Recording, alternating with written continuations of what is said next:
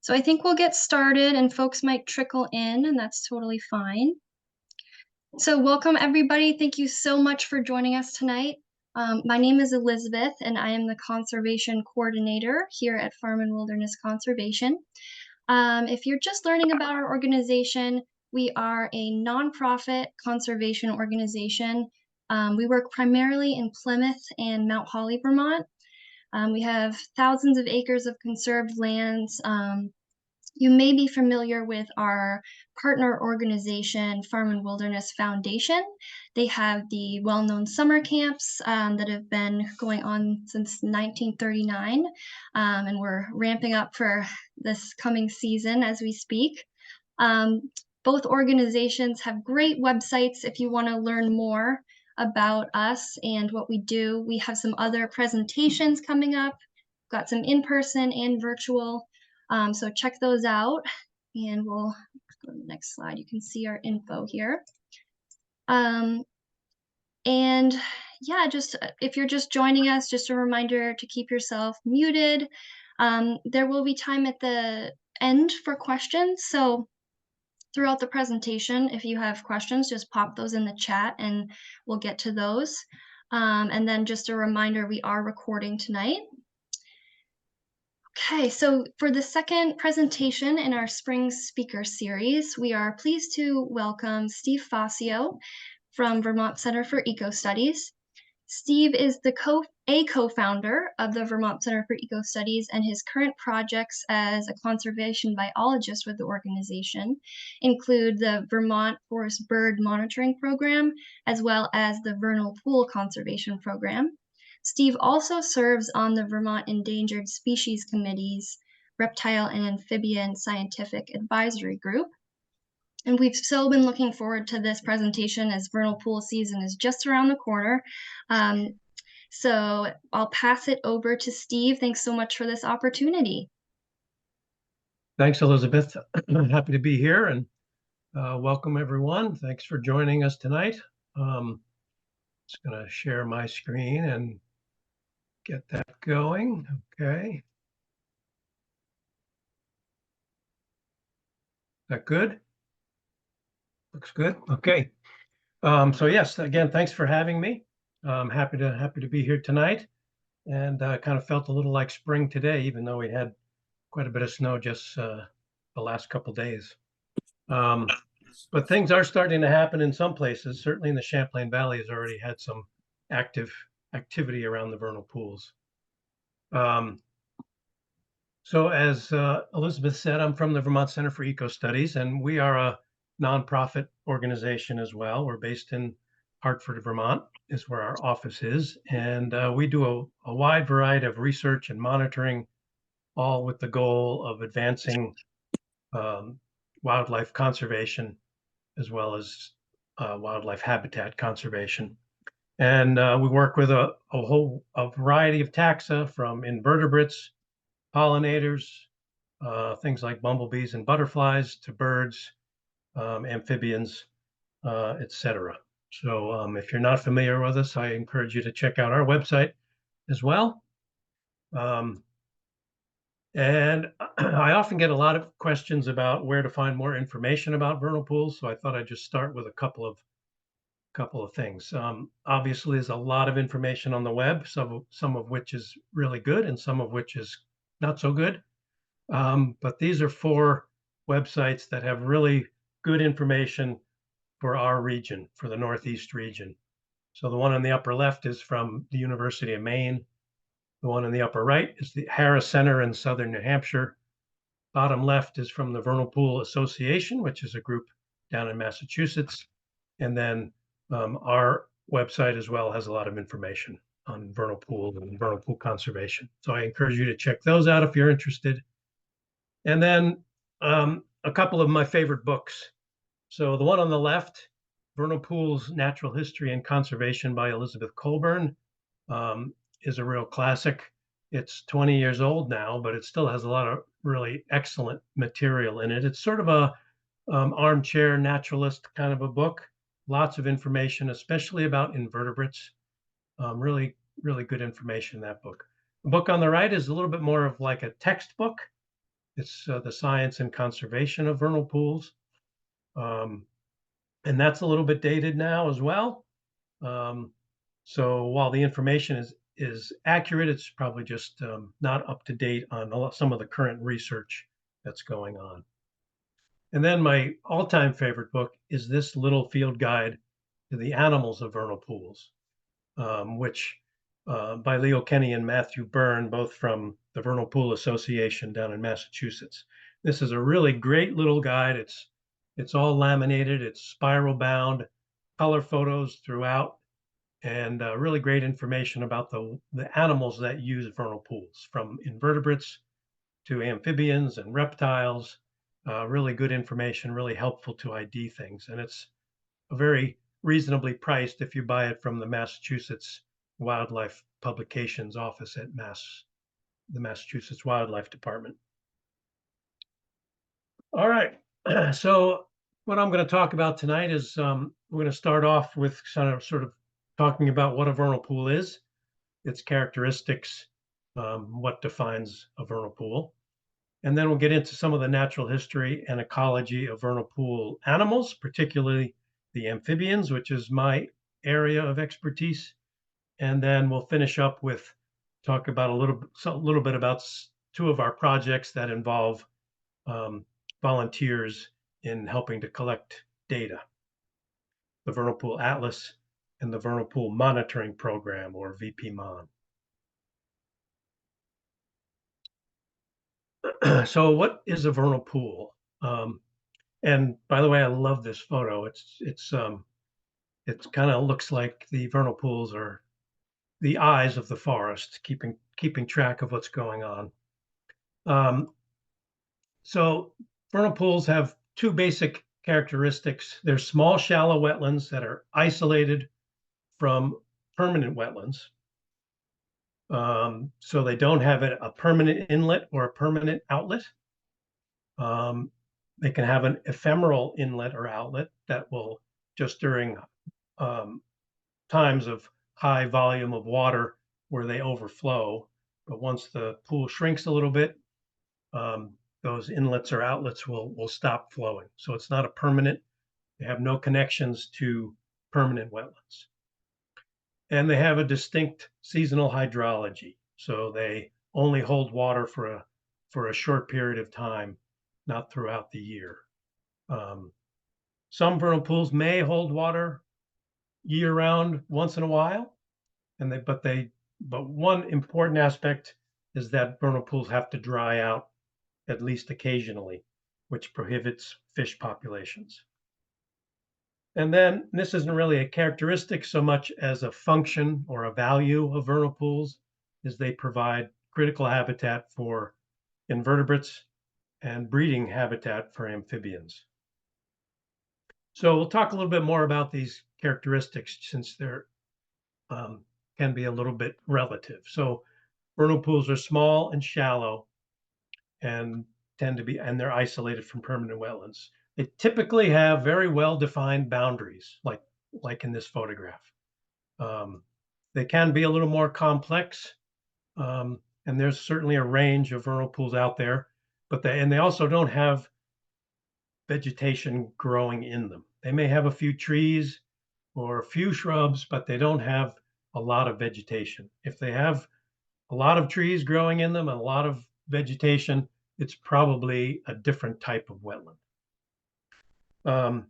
Small is a relative term and hard to kind of grasp how big a vernal pool or the range of vernal pools are. So let's look at some data from 574 pools that were visited throughout Vermont.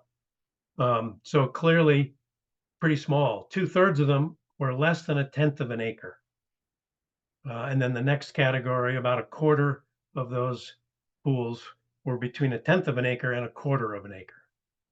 So quite small. They can get larger, as you can see, up to a half an acre, a few of the pools, and then a handful of pools were even larger than a half an acre. Most of those were in the Champlain Islands, which is a large flat areas where you can get large basins. And then the depth of vernal pools. They tend to be pretty shallow wetlands. Um, and again, the largest category here, 234, about 41% of those pools were between 1 foot and 2 feet deep. And then about 35% were less than 12 inches deep, between 6 inches and 12 inches deep. Certainly they get deeper, and there's a pretty good chunk that are between 2 and 3 feet, a handful that are greater than 3 feet deep.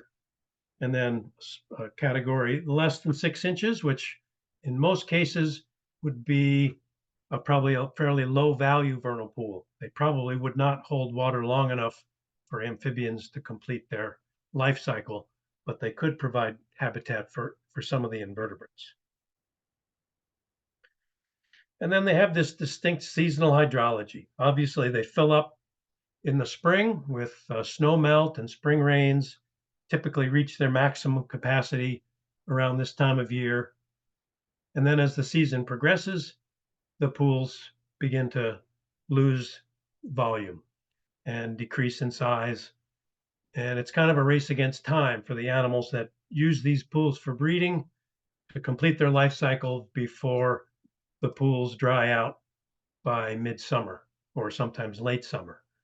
And again, these pools don't have connections to permanent water, permanent wetlands. So all of their water typically comes from surface runoff.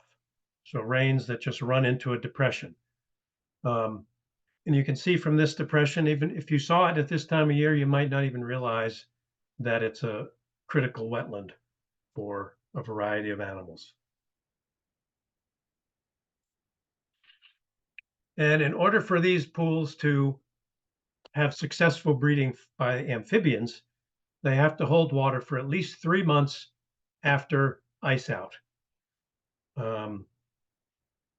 And the longer that hydro period, typically there's a greater species diversity up to a point.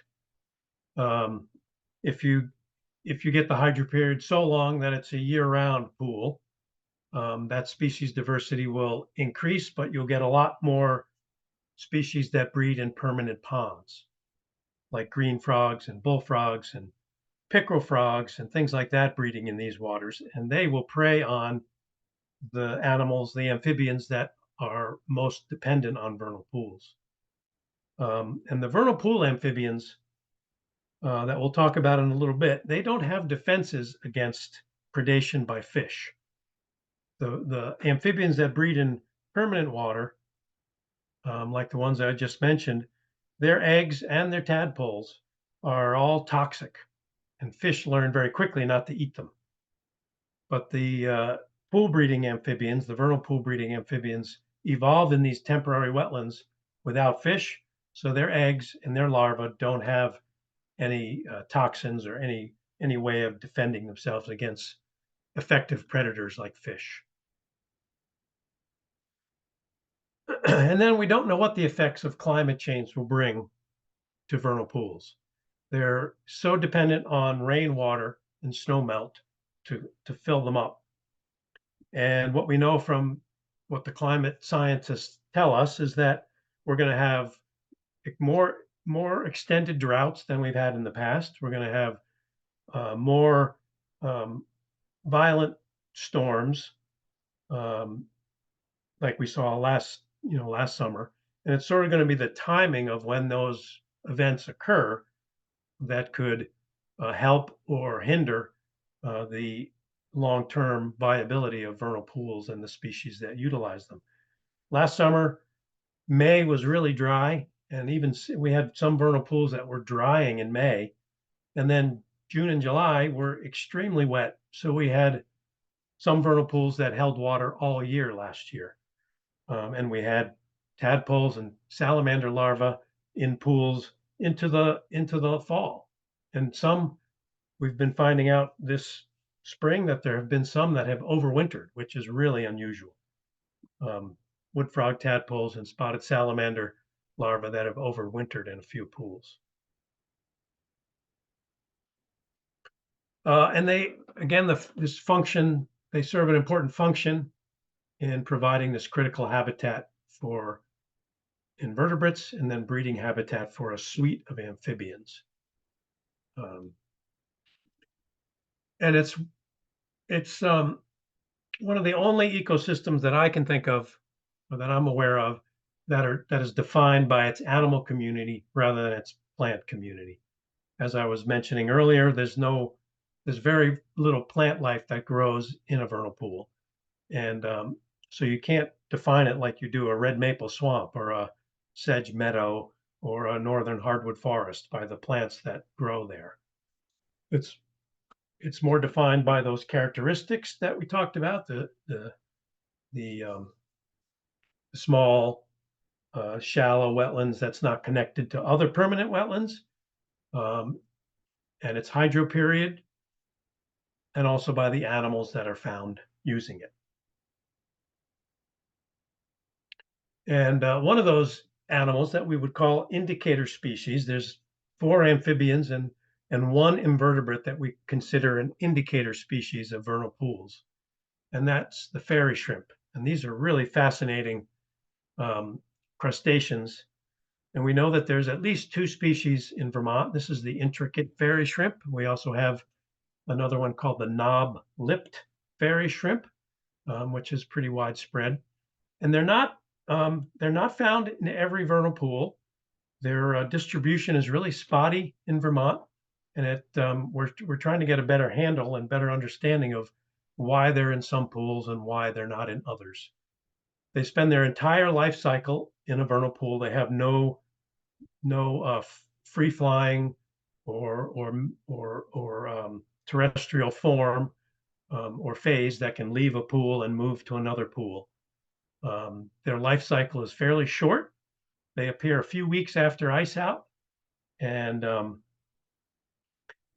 adults might be around for maybe 3 weeks, 2 to 3 weeks, where they mate, and the females deposit eggs that sink to the bottom of the pool, and then the adults will die, and then those eggs can last for decades.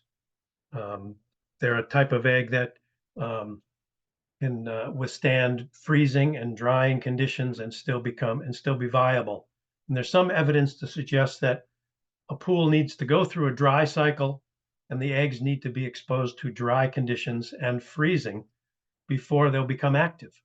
So that you might find a pool that has abundant fairy shrimp one year and none the next year. Or there could be a year where there's none and several years where there's lots. Really interesting.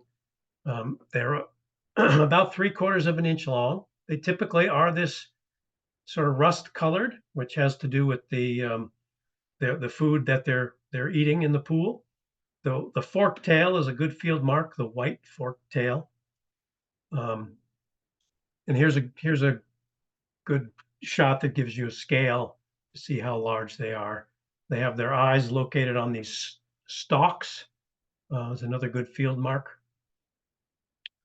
And I wanted to share this short video of fairy shrimp that are very active. This was taken at night in a vernal pool in Pomfret, Vermont, and gives you an idea of how they swim around in a pool and just how abundant they are.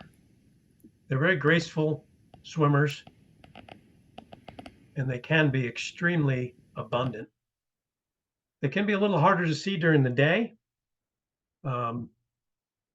because they'll stay a little more hidden because they are fairly easy prey for some organisms. Then I also wanted to give you a little underwater view of fairy shrimp in their environment. So we'll take a dive into a vernal pool, and you'll see the fairy shrimp that are sort of orange with the white tails.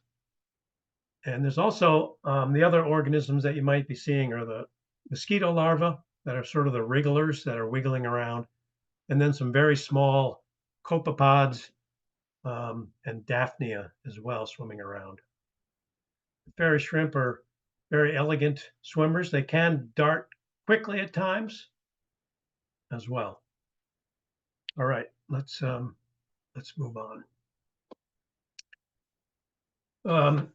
So in the last, I don't know, decade or so, ecologists have sort of come to realize that vernal pools are considered keystone ecosystems because of they play a much bigger role in shaping the surrounding forest community than you would expect based on their relatively small size.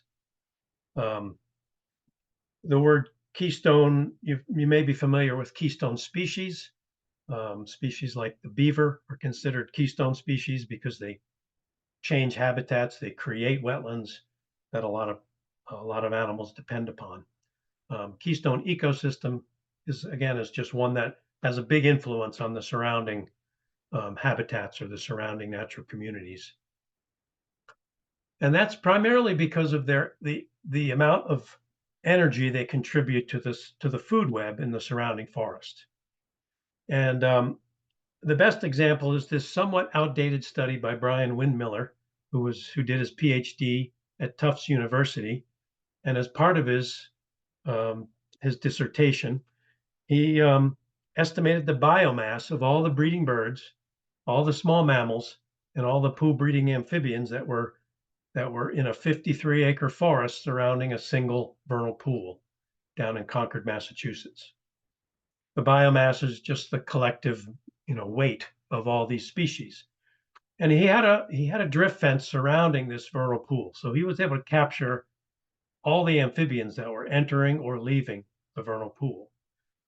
For the small mammals, he probably caught a lot of small mammals, but certainly not all of them. And if I remember correctly, I think it was small mammals, squirrel size and smaller in his biomass estimates. And then the breeding birds, he primarily used estimates of home range sizes for the species that were breeding in that 50-acre forest to calculate or estimate how many of each individuals there were. So here are his results. For breeding birds, he estimated there were 13 pounds of birds in that 53-acre forest. For small mammals, he estimated 108 pounds of mammals. And for the amphibians, he had 271 pounds of amphibians. So more than twice the birds and mammals combined.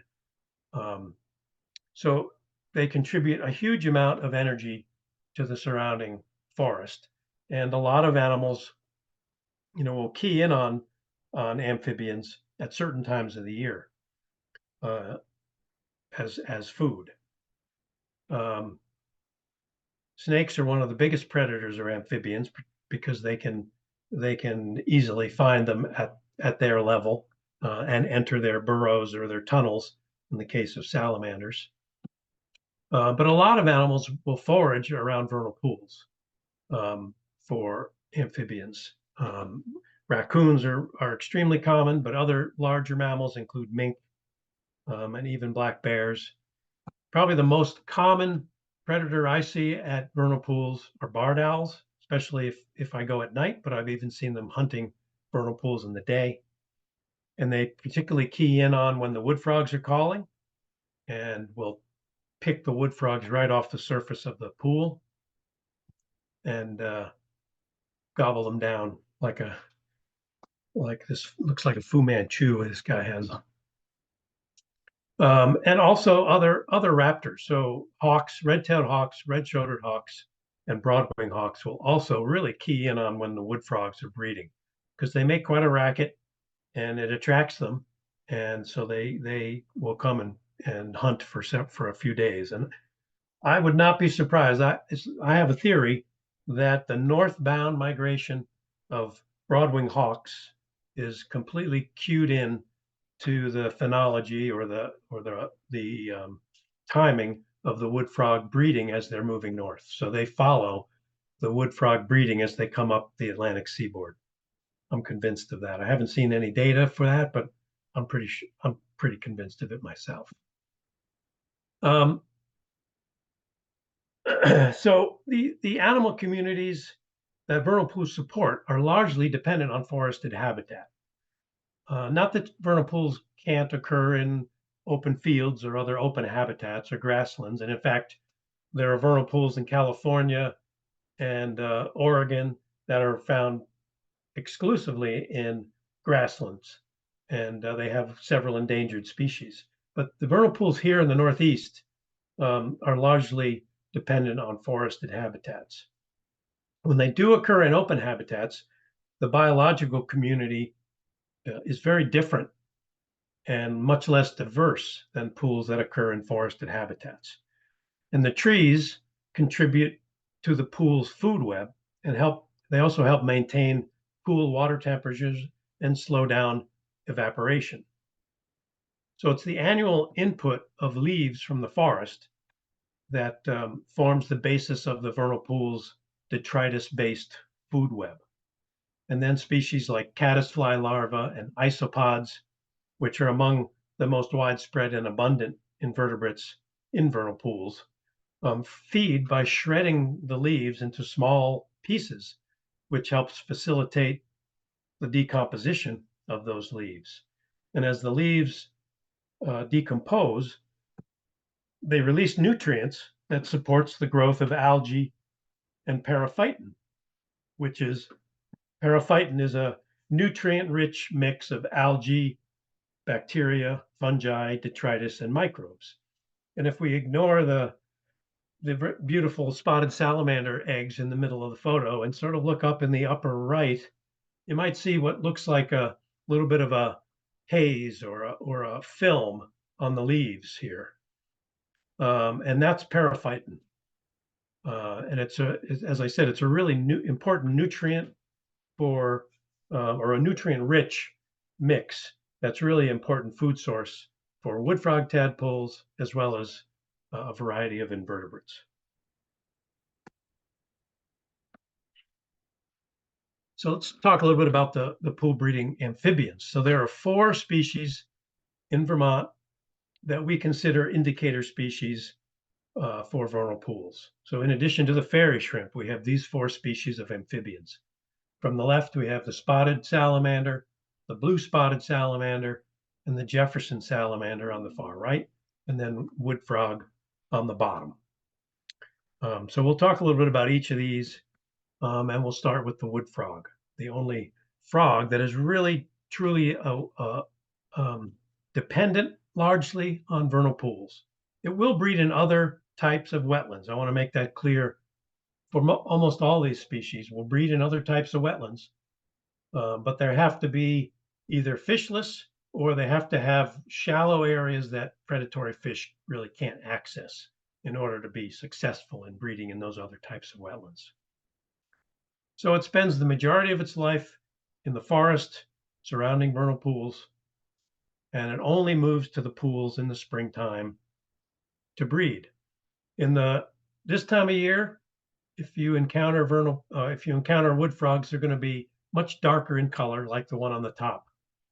When you find them in the summer, they're a much lighter color, this really light tan. And I think that's just in the spring, they want to absorb sunlight and warm up a little bit.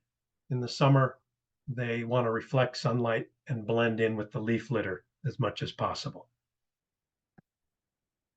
They're widely distributed in Vermont, virtually found in every town in the state, very common.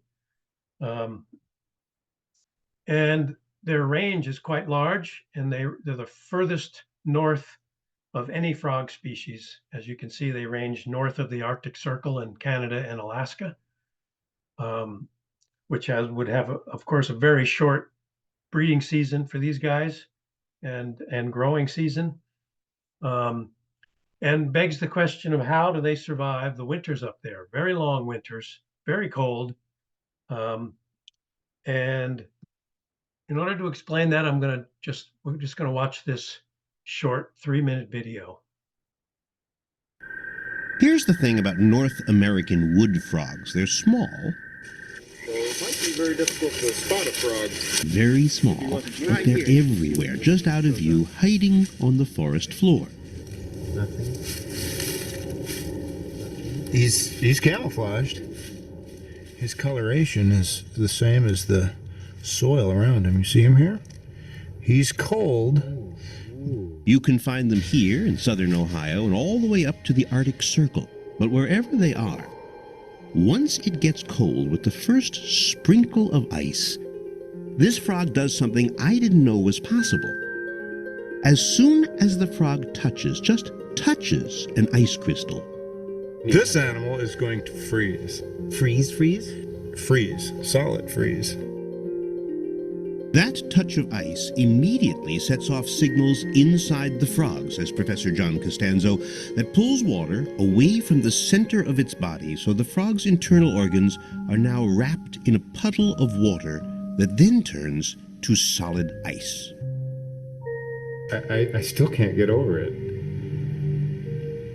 It's really an amazing thing. There is no breathing, no kidney function. The heart stops. And there'll be no heartbeat for a long period of time. You mean as in no heartbeat? Right. Nothing. Flatline. Flatline. For an hour or two? It could be for days, perhaps even weeks. Really, it sounds like it's virtually dead, no? We know that the frog isn't dead, but he's probably about as close as you can get. To being dead. Yes. So, from the outside, this little frog feels like a rock. Except that as it froze, the frog flooded itself with a kind of sugar. The frog's blood sugar is distributed through the circulatory system. It works like an antifreeze. It's harder for the water to freeze, so cells stay just damp enough for the animal to hold itself together. Until the springtime. When the days grow a little longer, and the ground gets a little warmer, and then, well, a kind of miracle happens. After weeks or months of no heartbeat, none, suddenly there's a pulse.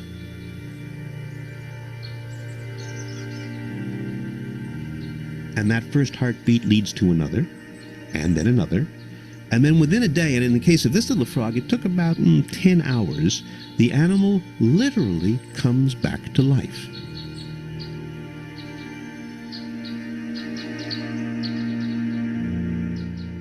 Spontaneous resumption of function.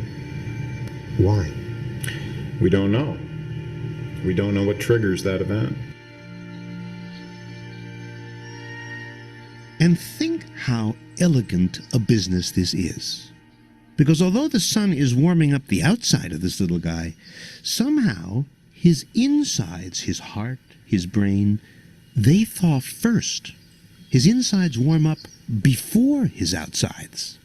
But somehow it all happens in perfect synchrony every spring.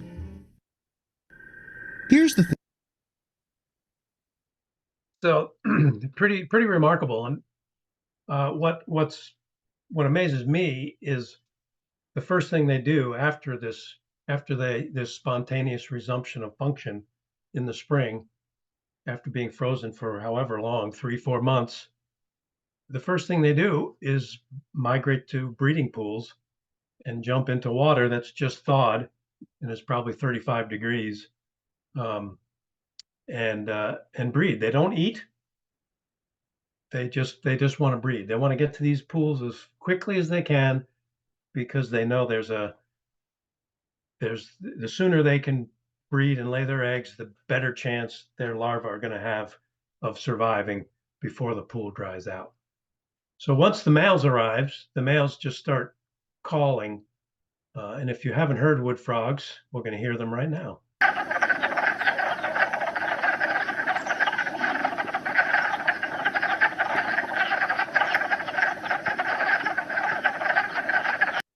Kind of a ratchety sounding, almost like a quack, almost like a duck. Those are the males. Only the males call, and they have a very short breeding season. It's typically described as an explosive breeding season. And I made the mistake of one time telling a group of fourth graders that they were explosive breeders, and they thought that they were exploding. They got a kick out of that. They have a very rapid breeding period, so it might last 2 or 3 days, and then they're completely done in that vernal pool. This is the male on top of the female, so in breeding position known as amplexus. I primarily show this to show the difference in size and coloration of males and females in the spring. The males are usually this chocolatey brown. Females are almost always this rusty red.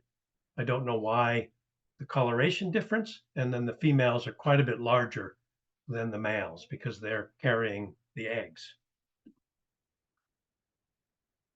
And the males are pretty amorous at this time of year, and they'll grab just about anything that moves, hoping that it's a female.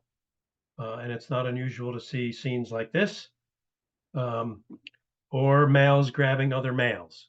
And when the males grab another male, wood frogs and all frogs actually have what's known as a release call, which only the males give a release call, and it's basically a different sound that they make that tells the male on their back that this union is not going to result in tadpoles, so that they'll release and try again, see if they get it right the next time.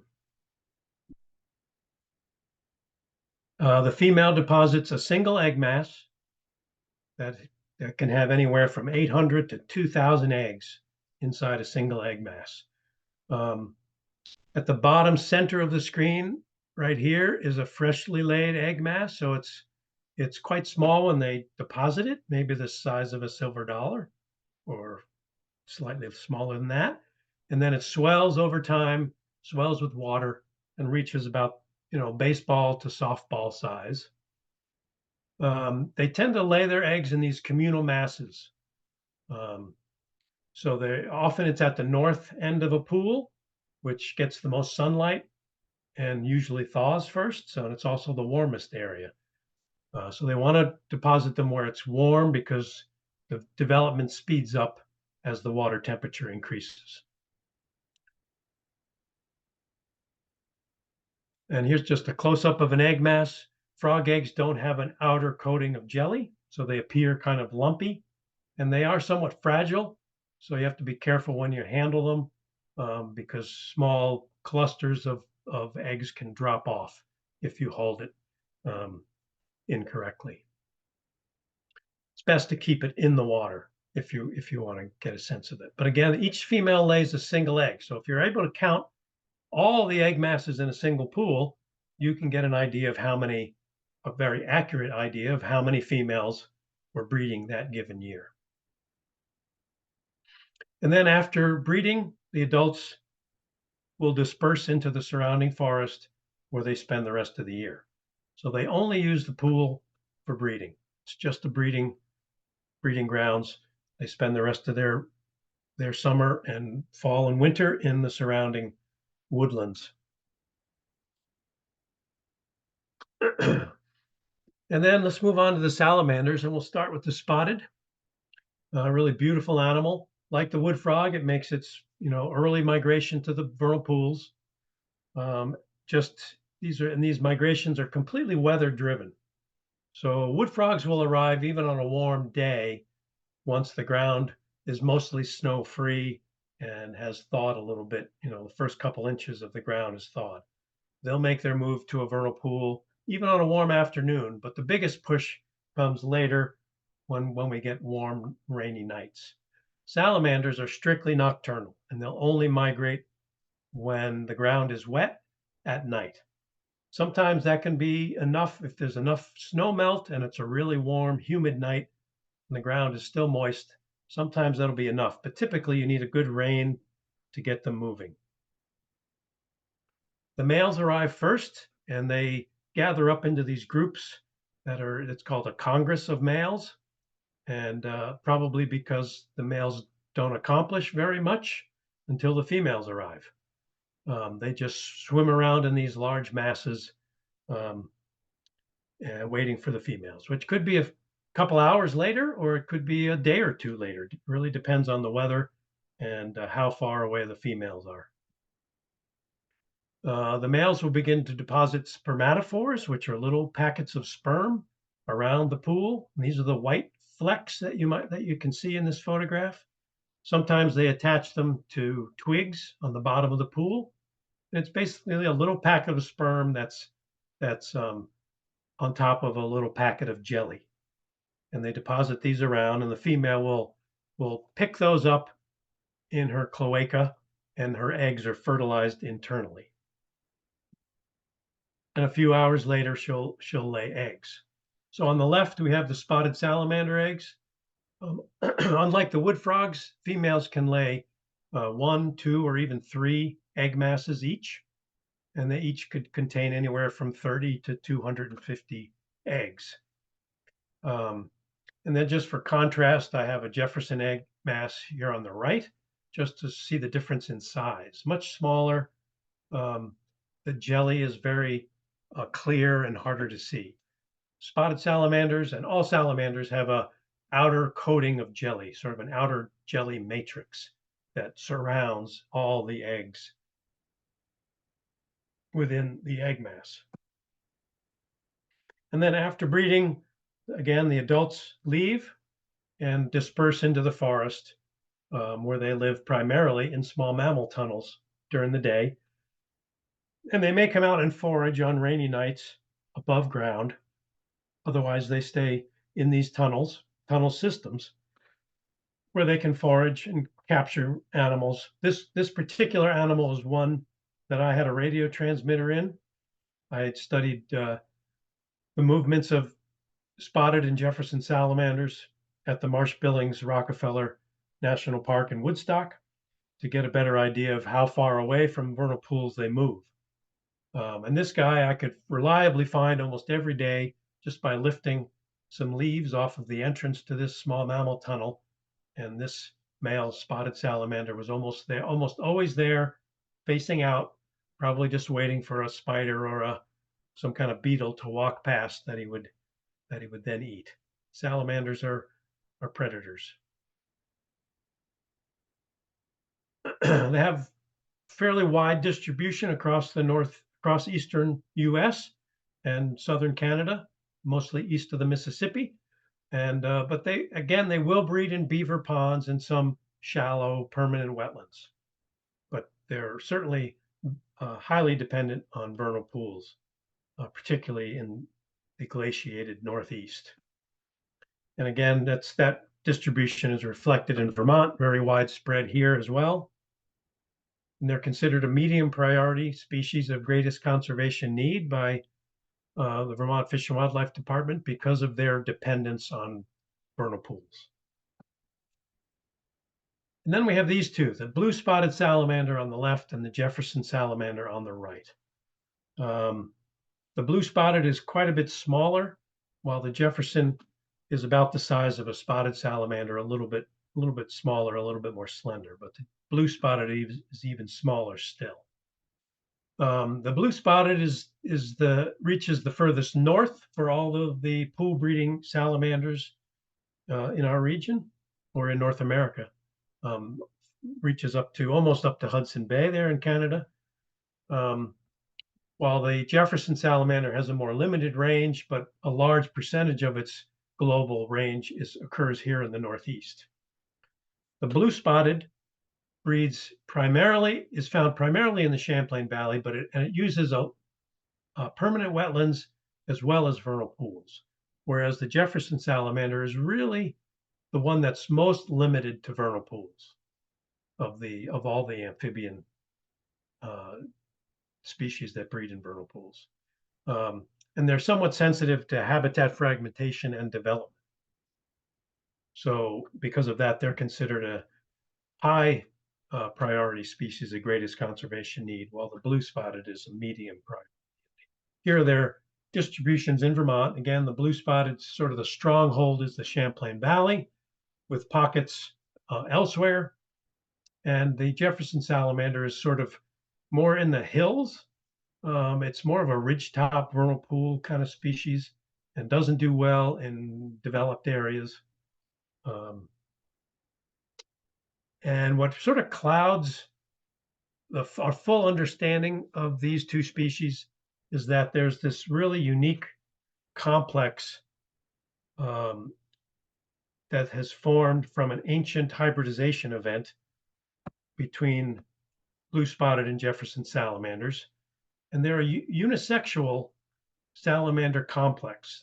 They consist only of females, and they breed by kleptogenesis, which means they steal sperm from males, but they don't incorporate any of the genetic material, and their offspring are clones of the female, all females. But they have to occur with either pure Jeffersons or pure blue spotted in order to get the sperm, because they can't use sperm from any other species in Vermont. They can't use sperm from a spotted salamander. It's only going to be blue spotted or Jeffersons. So to explain this in a little better detail and in a little more interesting way, we're going to watch another video, and I have to share my screen for this one. So I want to go here.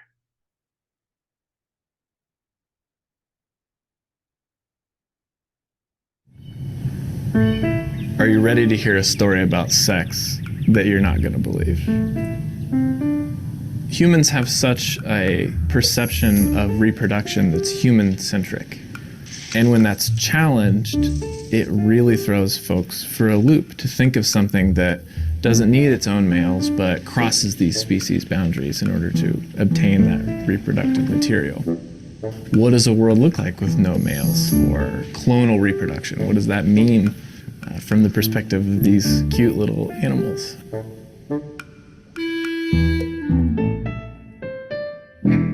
My name is Rob Denton. I'm an assistant professor at the University of Minnesota, Morris. These salamanders are unbelievable. They're an all-female group of salamanders that can steal sperm from males of other species. My name is Katie Greenwald. I am an associate professor at Eastern Michigan University in Ypsilanti, Michigan. If you think about it, a lineage that's all made up of females can actually grow twice as fast as a lineage that has both males and females.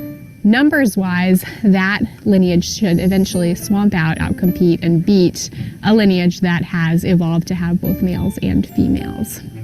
We sometimes call this the twofold cost of males. It costs to make males, and males take away resources that could be used for females. It's still relatively mysterious why sex evolved and how it's been maintained for so long across so many different species across the tree of life. The reason that we're so interested in these unisexual ambystoma salamanders is that they are virtually able to sort of flip-flop between sexual and asexual reproduction. These various options in terms of how these offspring are produced is, as far as we know, completely globally unique, and it makes this system a really excellent one to look at when sexual reproduction is adaptive versus when asexual reproduction is adaptive.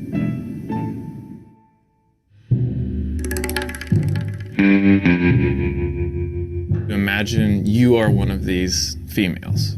You come to a wetland in the spring, and you proceed to find a packet of sperm at that wetland that was laid there by a male of a different species.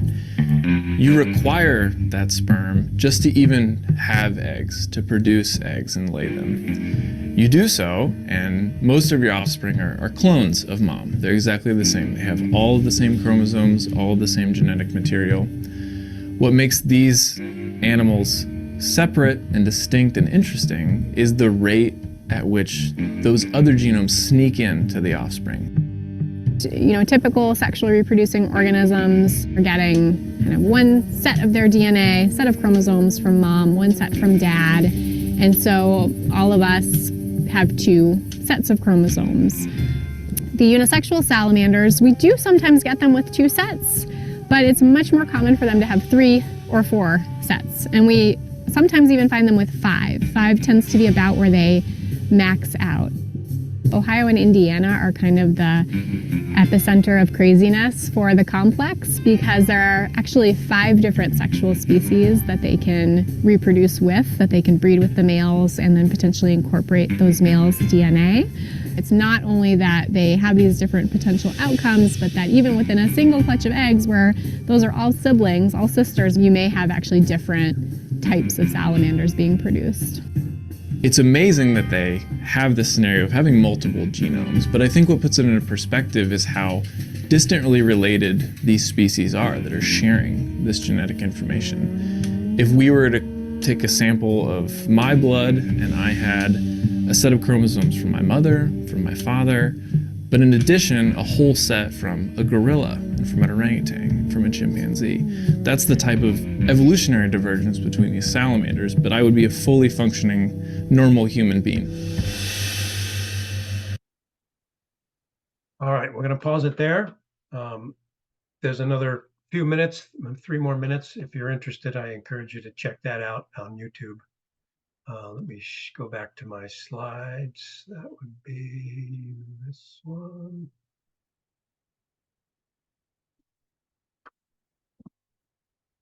Okay.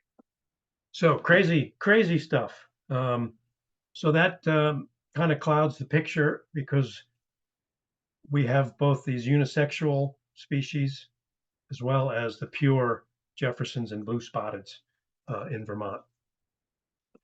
And here's just a quick, I wanted to have a quick thing about identifying the eggs. Look at the different egg masses. So here's wood frog on the bottom right. Again, kind of lumpy. Spotted salamanders about the same size, but have this outer matrix of jelly surrounding them. Very firm jelly too. It's like set gelatin. Jefferson salamander eggs are smaller, very clear outer matrix of jelly that's even hard to see. Fewer numbers of eggs. And then blue spotted salamander eggs are really hard to find because they either lay them singly, just in the leaf litter on the bottom of the pool, or maybe in these small groups of 2 or 3 or maybe 4 eggs. And then the unisexual eggs often look like this. So they're often very cylindrical shaped, and they have a high proportion of inviable embryos or dead embryos. These white embryos in these egg masses are inviable or dead embryos that aren't going to develop. And nobody's quite sure what's going on with that, whether that's just because of their strange and unusual genetics, or if there's something else going on. But they, maybe it's to sort of balance out the sex ratio, because if they keep swamping, keep producing females, they're going to outcompete the sexually producing species. And without males, it's a dead end road for the unisexuals as well. So maybe it's an adaptation just to balance out the genomes. And another fascinating thing about, particularly with spotted salamanders, is you often see their eggs with this greenish cast. And that's a symbiotic algae that grows in the egg mass. The jelly provides the algae with a substrate to grow on, and the algae produces oxygen, helps the developing larva or the developing embryos to grow. The strangest thing about it is that they've now discovered that this algae, which is named after the ambystomid salamanders, the algae is found in the cells of the adult spotted salamander. It's the only case known where there's a photosynthesizing plant inside the cells of a vertebrate. Nobody knows why it's there or what purpose it serves, if any. Originally, the thought was, well, the female must pass this algae on to her offspring through the eggs. But they did experiments and determined that the algae is colonizing the egg mass from the environment. It's not being passed from the mother to the eggs. So stay tuned for that. Maybe someday we'll know the answer why the adults have this in their cells as well. A quick comparison of frog tadpoles and salamander tadpoles. On the top are salamanders. They have these external gills. Very easy to tell the difference. Frogs have internal gills, so you don't see those feathery gills sticking up.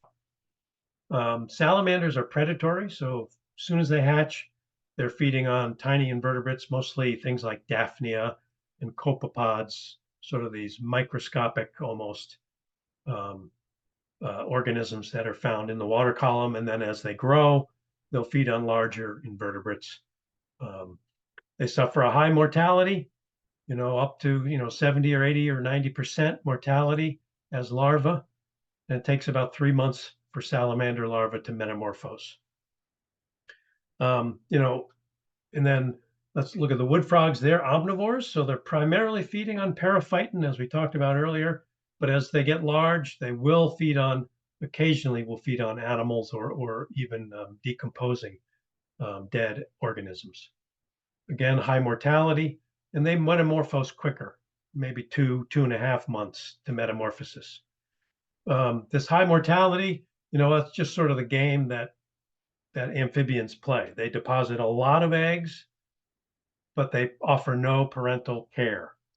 They leave them, they're on their own, and good luck, good luck to you, but they deposited thousands of eggs. Hopefully, a small number will survive to metamorphosis and get out of the pool before it dries.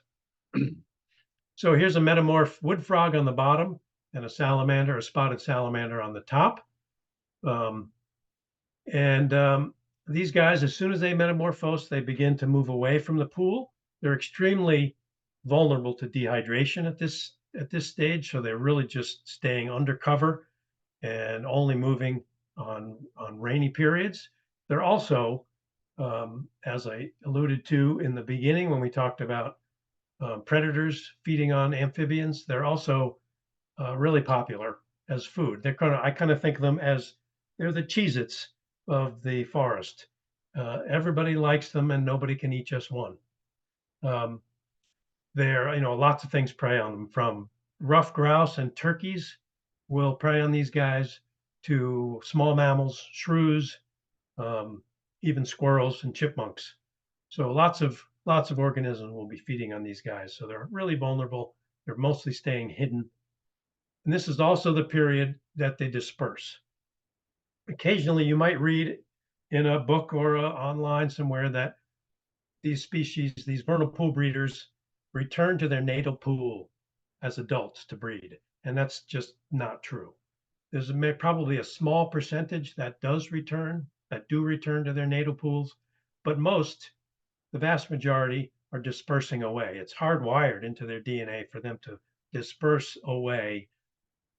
Otherwise, they could be breeding with their siblings or even their parents if they're going back to their natal pool to breed, because salamanders are long-lived. Spotted salamanders can live 25 years. Wood frogs, not so much. Wood frogs might live 4 or 5 years. But that's some relatively new information about dispersal, that these guys are moving away and trying to colonize, new vernal pools, and there's, new genetic material coming in from other pools. All right, let's talk a little bit about a couple of our research and monitoring projects that involve volunteers, and if you're interested in getting involved. And we'll start with the Vernal Pool Atlas. And the Vernal Pool Atlas grew out of our mapping project. And I hope you're getting the idea that it's important to protect vernal pools as breeding habitats. They're small, they're indiscreet. When they're dry, they might not even be recognized as wetlands. But they are protected wetlands in Vermont under our wetland rules. And one thing I learned is when I was doing this vernal pool mapping project and mapping vernal pools is that we're losing them. We're losing vernal pools to development.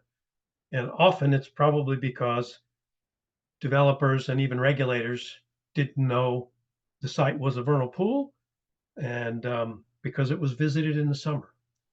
And here's a good example. So here's a color infrared aerial photograph. Anything red in this is actively photosynthesizing. It's a photograph that's taken from an airplane in April or early May, before the hardwoods leaf out.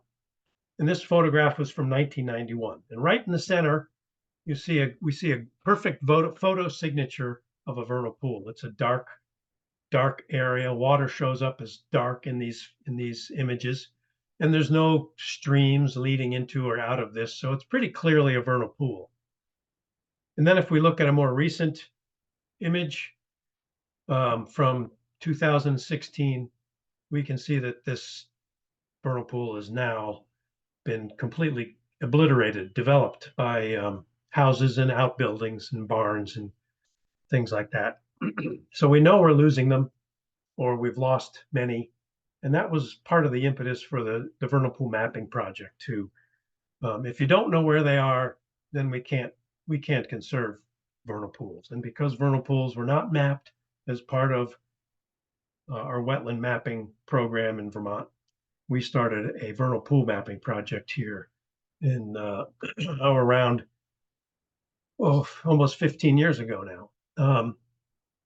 So now we have the Vernal Pool Atlas, which is basically an online interactive database and mapping tool that compiles and archives data for both our vernal pool mapping project as well as the vernal pool monitoring project. And anyone can log on to the VP Atlas.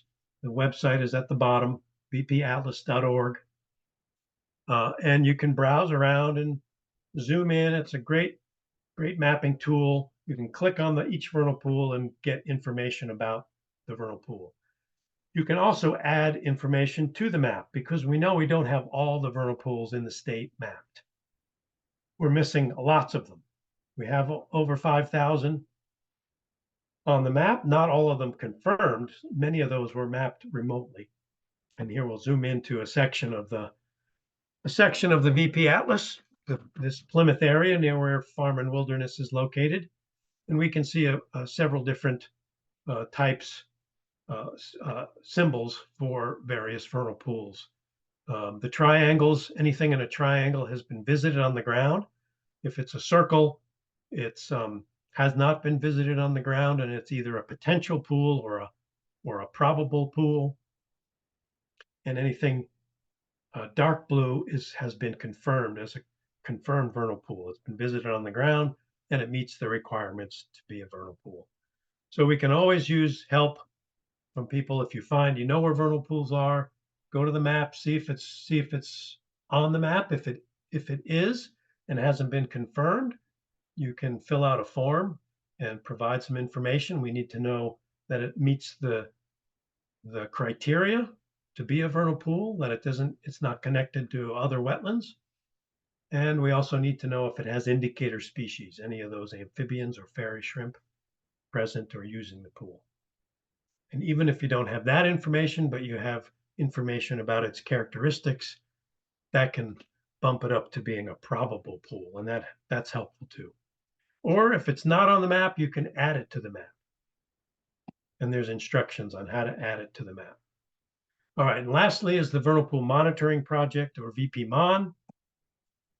This is a project that was started just in 2018, fairly recent. The goals were really just to develop baseline information about the status of vernal pools and the animals that use them so that we can evaluate future change, especially in the face of climate change.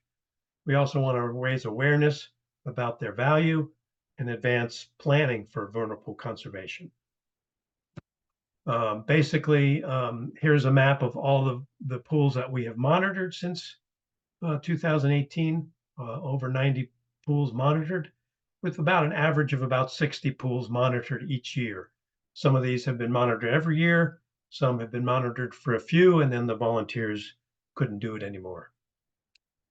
Basically, it's a team of 2 individuals who team up and work together to monitor the pool, and you just make at least a minimum of 4 visits per year, 3 in the spring and 1 in the fall. One of those spring visits, you do amphibian egg mass surveys, or 2 of those spring visits, actually, you do amphibian egg mass surveys, and you also do surveys of caddisfly larvae and fairy shrimp, which is what this person is doing in a 1 square meter study plot. And then you also deploy some remote sensing equipment. So we set out automated audio recorders to record the onset of the wood frog breeding, picks up the male's calls, and that tells us when the wood frogs start breeding. And that is important information so that we can look at the phenology of their breeding. Is their breeding changing as climate changes, or is it staying the same? And then we also measure water depth and temperature. We have some automated loggers that are placed in the bottom of the pool and record water temperature. And that's for a couple of reasons. One, it's information that we'd like to have is water temperature profile throughout the breeding season. But primarily, we're interested in knowing when the pool dries out. And we can use that water temperature data to tell us when the pool dries out. So this is a graph of the water temperature for every day starting in April through August. And you can see in April, when the recorder started, it was in the upper 30s. Temperature slowly increased. There was a cold spell in May where it dropped again, and then it slowly increased through the summer. But the maximum temperature, which is the red line, and the minimum temperatures are very similar. So there's not much fluctuation between day and night until you start to get into late July, when the pool is getting very shallow. And then the pool is warming more during the day and cooling off a little bit at night. And then in early August, that pool dried out, and you're seeing the big temperature swings from day to night, because that hobo logger, that temperature logger, is exposed to the air now. So that gives us really good information about when a pool dries out and can tell us the hydro period and whether or not it held water long enough for amphibian reproduction. So that's it for me. I'm happy to address any questions that may have popped up in the chat. All right, yeah, feel free to put some questions in the chat, and if you need to head out, that's also totally fine too. Just give it a few, see what folks are thinking here. Thank you so much, Steve. That was wonderful. Sure. Yep, you're welcome. So many amazing things, vernal pools. All right, anybody have any questions? Apologize if I ran a little over. I know we started a little later than. Yeah, no worries. Okay, someone would like to know what is the best way to find a vernal pool in your area that is in need of volunteer monitors. Yeah, if you're interested in monitoring, the best thing to do would be to you can contact me, or you can contact VP Mon at vtecostudies.org, and we can get you set up. You can look on VP Atlas to see if there's a vernal pool nearby, but we can also help you locate a pool as well. The Vernal Pool Atlas has some different base map options, and we do have color infrared base maps that you can look, that will help you. If there are no vernal pools in your area, you might be able to find one just using that color infrared option, because they really show up well when in the leaf-off aerial imagery. Great. One question I have for you is, I noticed in your images of the animals in vernal pools that there was some kind of clam or mollusk of some sort. What kind of species is that? So those are fingernail clams, which are tiny little clams. They get up to maybe the size of a pinky fingernail. That's how they got their name. And we can use those as indicator species in some cases, especially if a pool is visited in the fall, say, and it's dry. You can dig around the leaf litter and you might be able to find these fingernail clams, which is a good indicator that it held water. And if it's a confined basin and not connected to other, wetland types, there's a good chance that it's a vernal pool.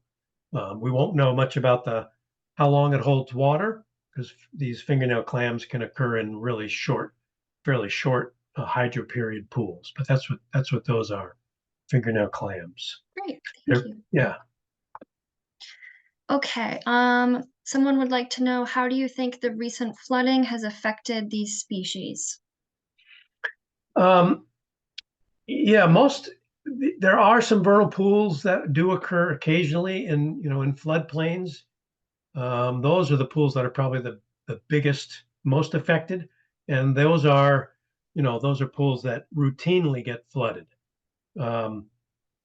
So typically not the most productive pools because it's often the flooding happens after the amphibians have laid their eggs, and then the eggs just get washed out.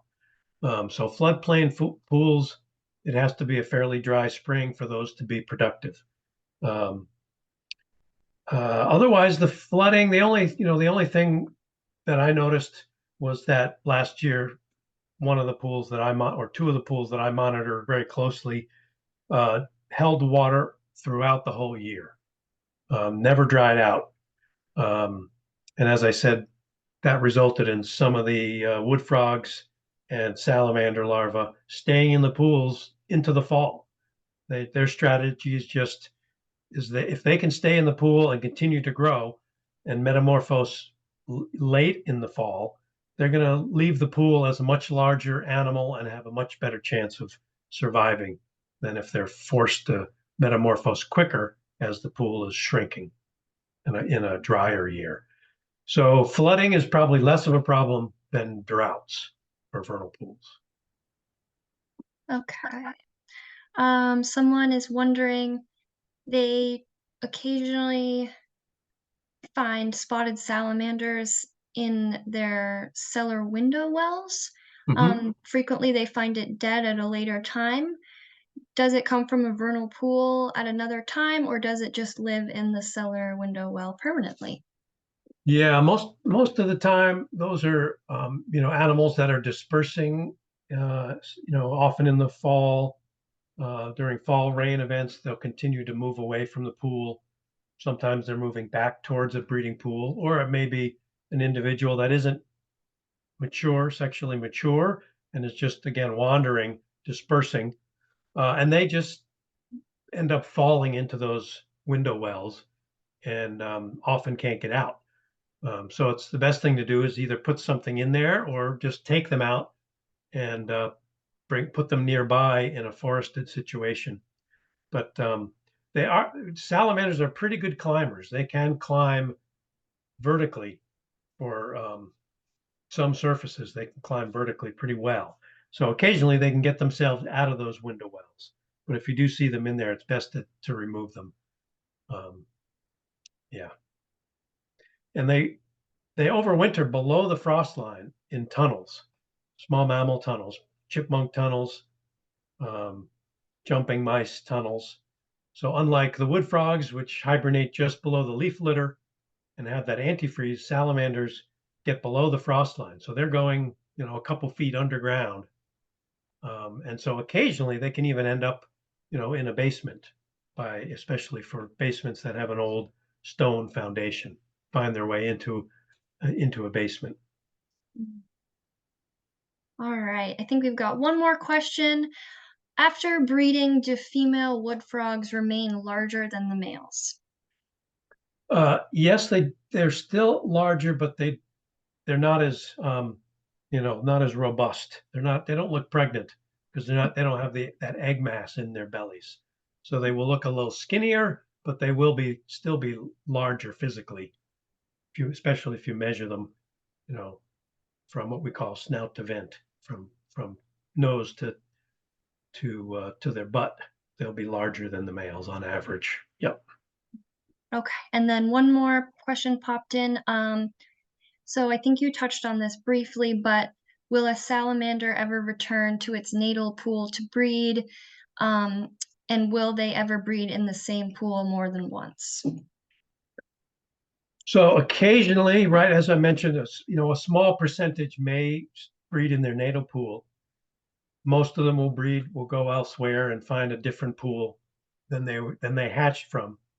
But once they've selected a pool, they typically will use that pool over and over again. They know where it is. It's in their home territory, and that's where they breed. Unless it's like a complex of pools. Often you'll find there might be 3 or 4 pools in a very small area. And then one year they might go to one pool, one year they might go to the neighboring pool, just because they ended up closer to it in the spring. But they're pretty much tied to their natal complex, or not their natal complex, but their original complex where they first started to breed. Great. And something I just thought of, how do they find those pools again? Has there been any research about their navigation? Yeah, I'm not aware of any research with these species, with these ambystamids, but there has been research with newts, and newts use their sense of smell to follow, to find their breeding wetlands. And there has been research that's looked at that these salamanders enter and exit the pool in the same place and just in 180 degree, opposite direction. So that where they entered the pool, they typically will leave the pool in that same place, sort of suggesting that they're going back to a home range, a known territory. When I mentioned I did some radio telemetry following salamanders through the summer after their breeding. I had hoped to be able to follow the same salamanders in the second year just to find out that information. Did they go back to their same tunnels that they used the previous year? But I didn't get the grant to enable me to do a second year of data collection. So just 1 year of data. Gotcha. All right. Well, I think, one more question. Let's see. Estimated distance a salamander will disperse.